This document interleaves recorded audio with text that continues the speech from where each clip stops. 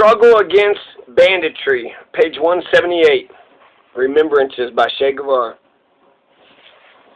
Conditions in the Sierra permitted us to live freely in a quite vast territory. The Army hardly ever occupied any of it. In many places they had never set foot, but our system of government was not strongly organized nor rigorous enough to defeat the bands of marauders who, under the pretext of revolutionary activities, indulged in looting and banditry and a host of other offenses.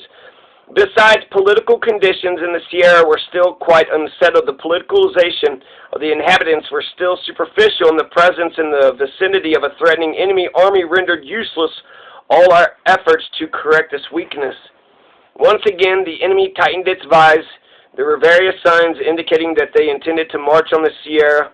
That was sufficient to panic the people in the district. The least resolute among them did not rest until they had succeeded in finding a way to escape the dreaded invasion by the assassins of the dictatorship. Sanchez Mosquera had established his headquarters in the hamlet of Las Minas de Buisita, and it was becoming evident that a new invasion was in the making.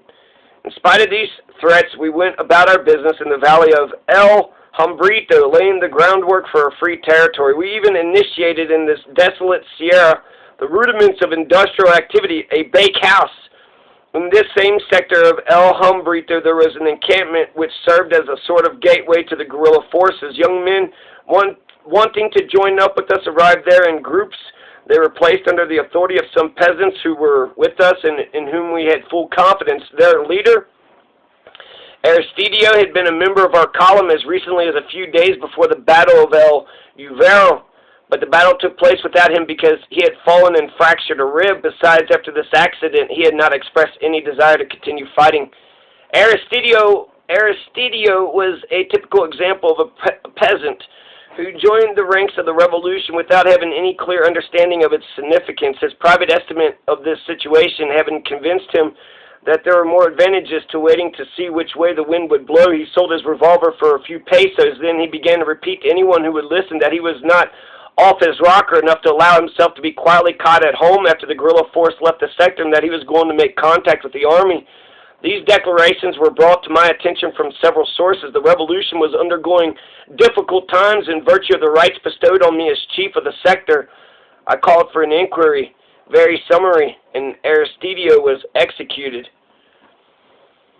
Today we may ask ourselves, was he really guilty enough to deserve death, or would it have been possible to save a life which could have been put to use by the revolution in its constructive phase?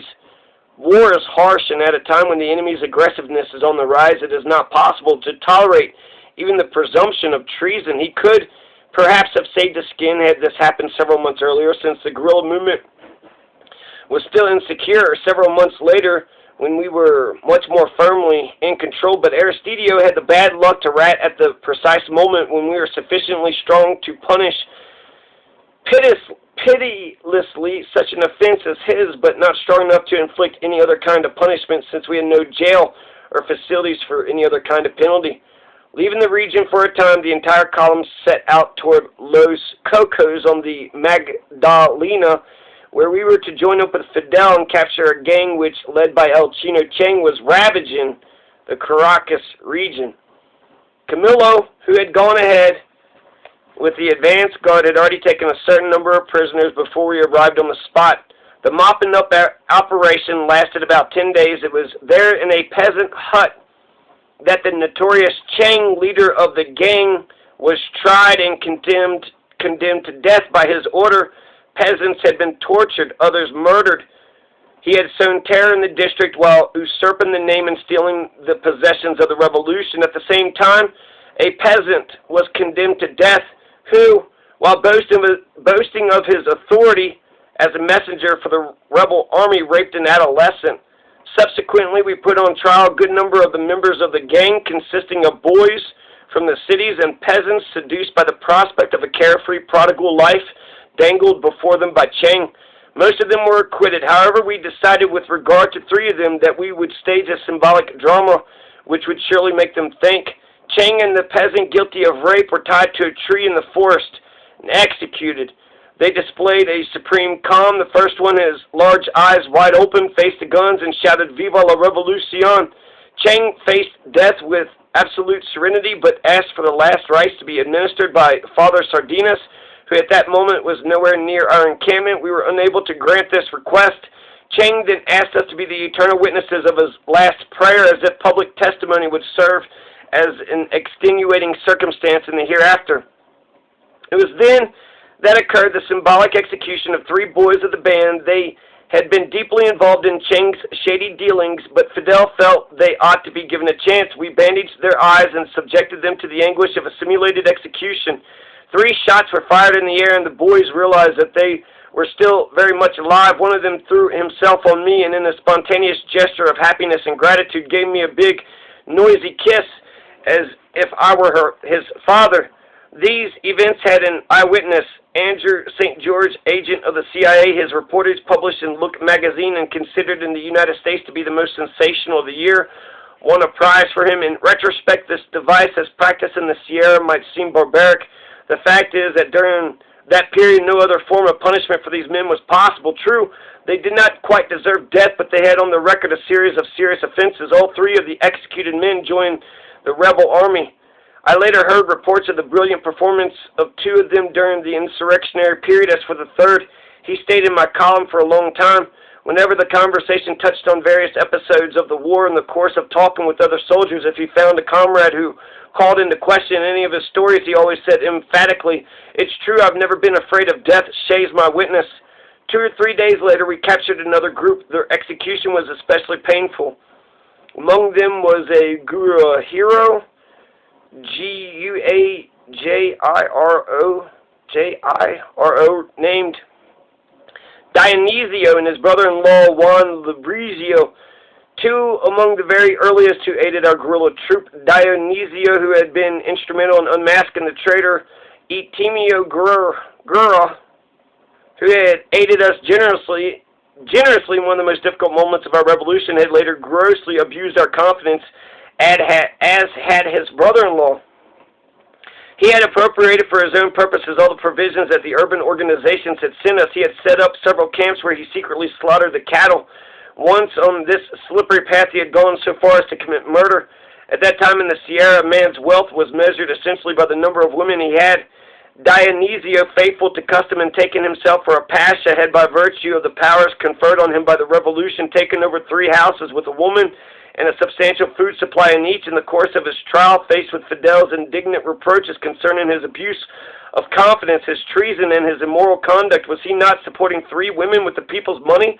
Dionisio maintained with a good measure of peasant artlessness that it was not 3 but 2, since one of the 3 was his legitimate wife, which was true. At this trial, we also executed 2 of Mas Furer's spies who had been caught red-handed, as well as a boy named Echeviera, who had been assigned to special missions in the movement. The Echeviera family had furnished several fighters to the rebel army. One of the brothers had been in the Grandma expedition, but this boy, after having formed a little troop while waiting for our arrival, succumbed to who knows what temptation and began to organize armed attacks in guerrilla territory.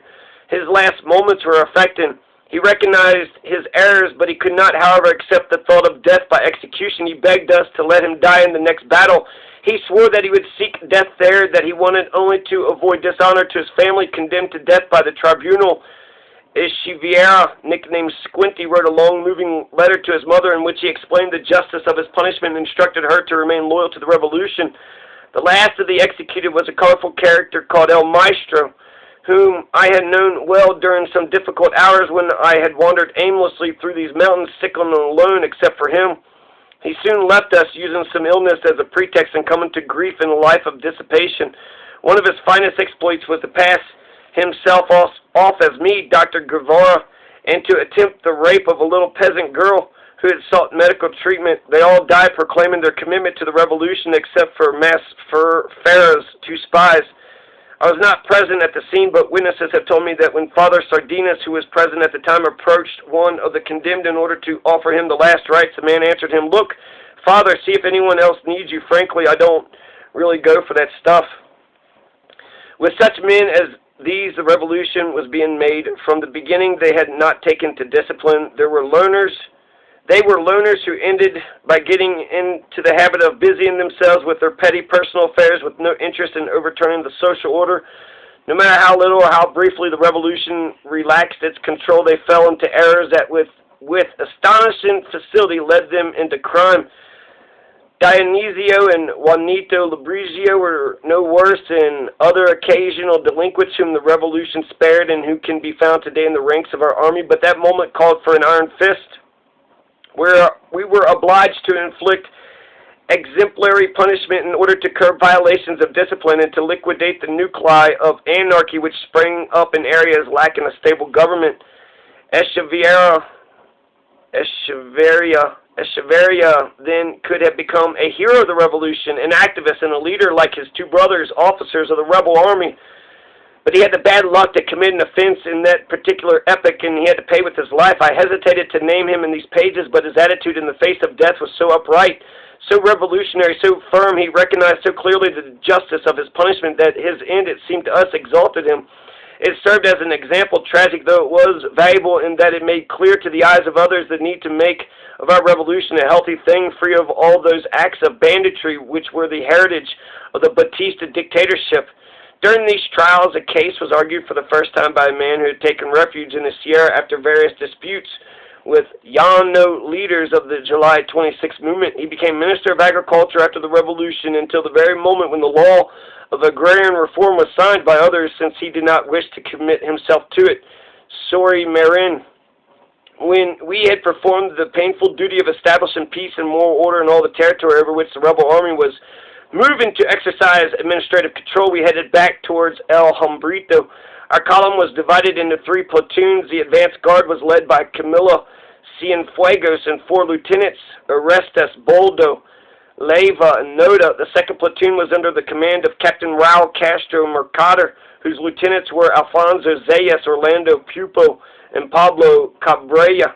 Ramiro Valdez was in charge of our little staff headquarters with Joel Iglesias as his lieutenant. Joel, not yet 17, was in command of men over 30 whom he addressed respectfully as Usted. When giving them orders, they addressed him as two, but obeyed his orders with discipline.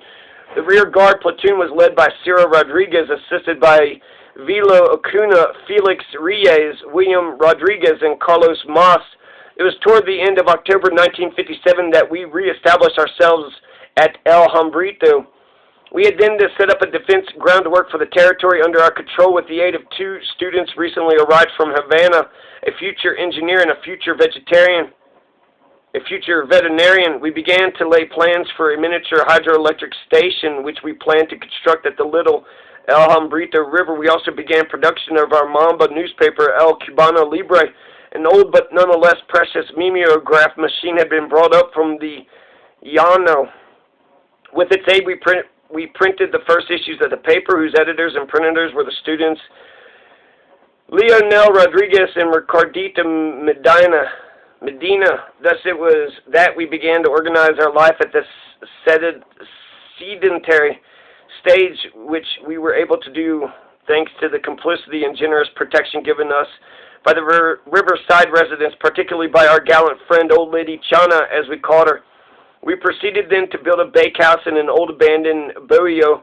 Since we did not want to offer enemy aviation the target of a new building, we also had an immense July 26th flag made bearing the inscription Happy 1958.